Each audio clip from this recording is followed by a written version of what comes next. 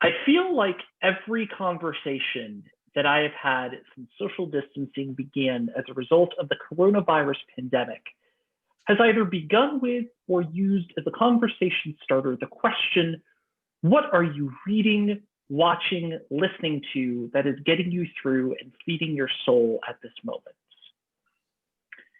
Indeed, after nearly 7 months of my husband and I being at home in self-isolation, we have exhausted every possible recommendation that the Netflix algorithm can suggest for us. After watching season 3 of Stranger Things, season 2 of Umbrella Academy, every cooking competition show we could find, and after taking at least a good week to sit and process whatever the heck Tiger King was, we have found ourselves now going back to rewatching and rebinging some of our old favorites that we only usually come back to once a year, and admittedly, only out of boredom. But the question that people are asking goes beyond simply the what that people are reading or watching. The important part that people are trying to hear is what is getting you through and feeding your soul. We are all currently engaged in a collective struggle to adapt to a massive change in our way of life that none of us ever imagined. As simple as the request to stay home and wear a mask is, the reality of the global health crisis that we are involved in has many of us filled with a sense of uncertainty. Some of us, especially extroverts like myself, are wondering whether or not we are ever going to go back to some semblance of normal life again. And even if we do, is it going to be safe? What people are looking for in our answer to the question is a sense of hope, something that will allow them to feel good for at least a brief moment of 13 episodes, that things are going to be okay, and that the reality of life does not have to be quite as scary as it seems. One of the sources of hope and inspiration that I have kept coming back to at this time is a song, Be Well, written and performed by singer-songwriter and minister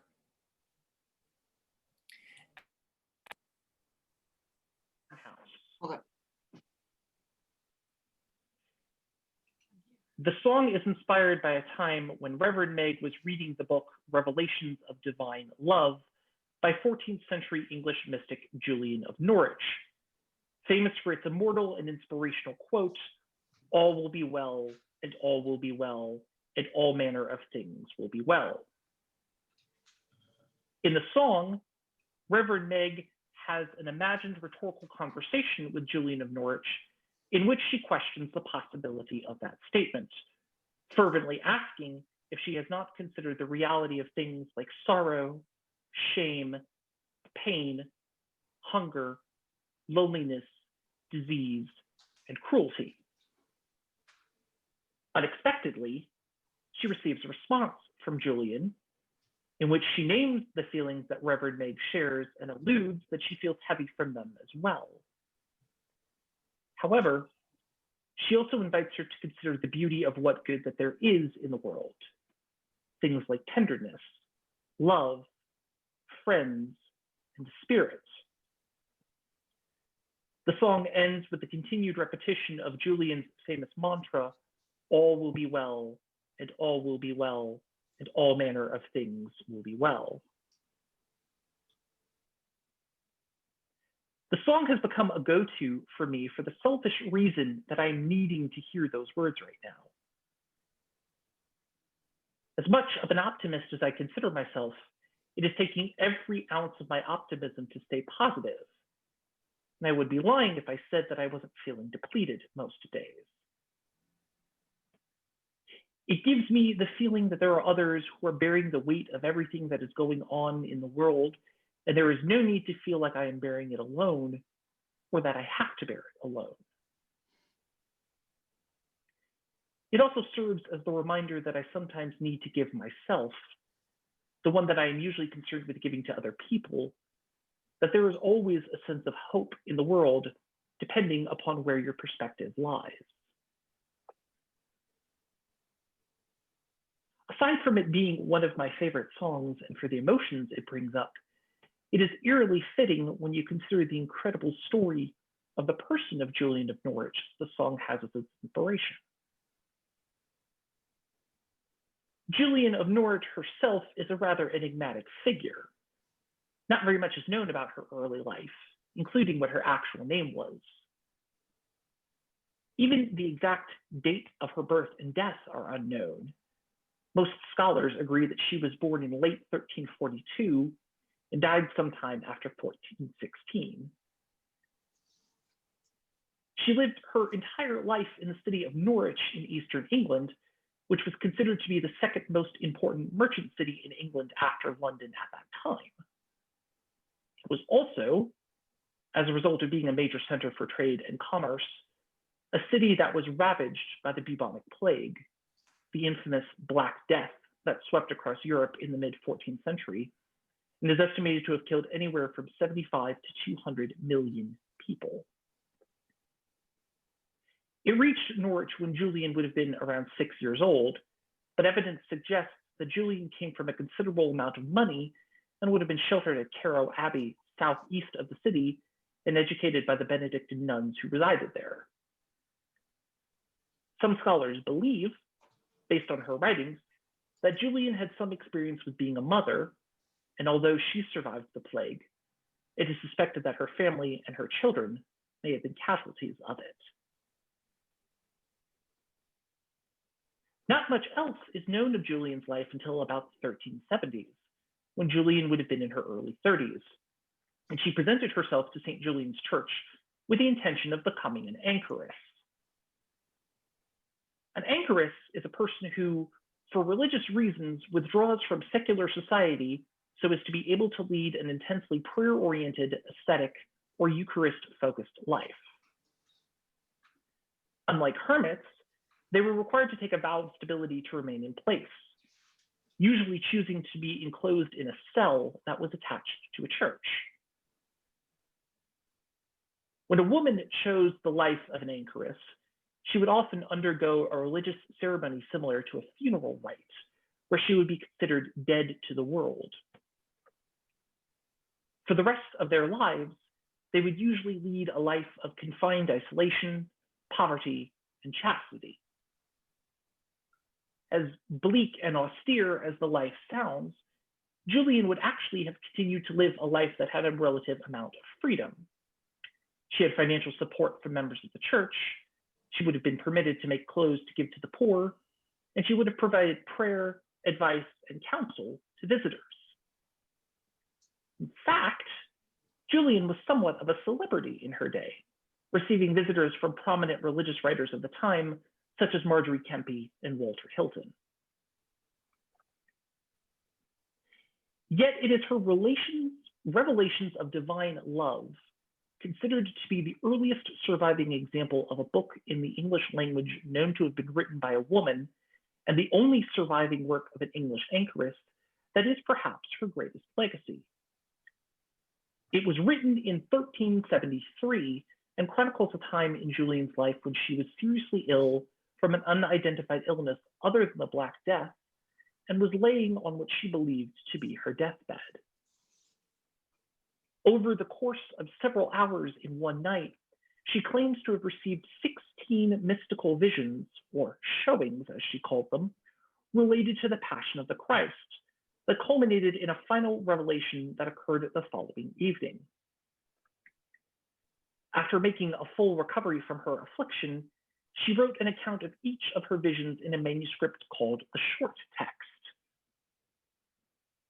After taking her vows and becoming an anchoress, she continued to develop her ideas over several decades and produced a more extended version of her visions called the Long Text, which was first published in 1670 by English monk Serenus de Cressy. Originally written in Middle English, because Julian specifically wanted her text to be accessible to the common person, it was translated into modern English by Scottish translator Grace Warwick in 1901, and has become the version of revelations of divine love that we read today. The parallels between Julian's life and the reality of the coronavirus outbreak we are going through today are staggering. Julian had voluntarily chosen a life of self-isolation and was witness outside her window to one of the most crippling health crises that her world had yet seen. She also would have been a witness to changing political and social realities that were taking place in Norwich at the time. In 1381, the Peasants' Revolt was a major uprising that raged across large parts of England, a result of the economic disparities caused by the Black Death and the high taxes that were a result of the ongoing 100 Years' War. It erupted into violent confrontations in many parts of the country, especially Norwich. She would also have been a witness to the continued religious strife that had been plaguing England between Catholics and Lollards, a pre-Protestant Christian movement that was protesting against the wealth of the church. The Lollards and their sympathizers were routinely rounded up by the local authorities and were publicly burned at the stake in the town square as an example to others. As St. Julian's Church sits on Main Street in Norwich, it is likely that if Julian did not personally witness the executions from the window of her cell, she would almost certainly have been able to hear the screams that came from the street below.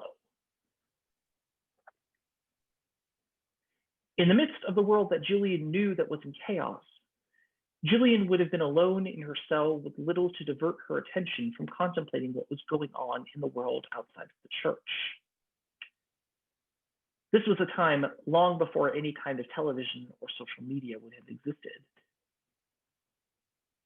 Julian would have likely agonized about what was going on in the world and does not shy away from discussing the topic of suffering, made all the more profound by the fact that she was undoubtedly confronting the real possibility of her own mortality at the time. Revelation 13, which contains the famous quote, is Julian's desperate plea to the divine to provide her some sort of answer to everything that was going on, not unlike the similar conversation that takes place in Reverend Meg's song between her and Julian. The original quote in Revelations of divine love is, "All shall be well, and all shall be well, and all manner of things shall be well." The use of shall instead of will seems insignificant, as both words are used interchangeably today. The modern English translation would have favored the word will because it was more familiar to readers. But the word shall had a completely different context in the Middle English of Julian's day. In the 14th century Middle English that Julian was writing in, shall would have meant must. All must be well, and all must be well, and all manner of things must be well. In other words, the answer that Julian was receiving from the divine was a reassurance and a definitive guarantee that everything was going to be well, because the divine had already decided that it was going to be well. This, for me, is the perfect message of hope for this time of global pandemic. In the midst of what seems to be the darkest and most insurmountable of odds, that there will always be a hope that will overcome everything and help see us through to better and more promising times. This is exactly what Julian is trying to get Reverend Meg to see in the song. That hope may end up manifesting itself in various forms, be they spirit, tenderness, love, or the company of friends, but they will always be present and bigger than all of the darkness that is present in the world. It also tells us that hope is transcendent. It will continue to be passed down and continue through time to conquer whatever darkness may be present. The message that we are left with is that we must find the moments of hope in the midst of crisis and chaos, however hidden and hard to find that they may be, and kindle them and keep them close to us. They are some of the only things that we have that are giving us a reason to get up and keep going in order to see another day through. But just as much as we need that spark of hope for ourselves and our lives, we need to make sure that we are finding ways to pass that hope along to others who are seeking it out and have yet to find it. Just as the divine was able to do for Julian, just as Julian was able to do for the Reverend Meg Barnhouse, and just as Reverend Meg Barnhouse has tried to do for us, it may be something we do for others. You never know. It just may be somebody's answer to the question of what is getting you through and feeding your soul at this moment. May it be so. Blessed be. Amen. Shalom. Assalamu alaikum. Namaste. Thank you all so much.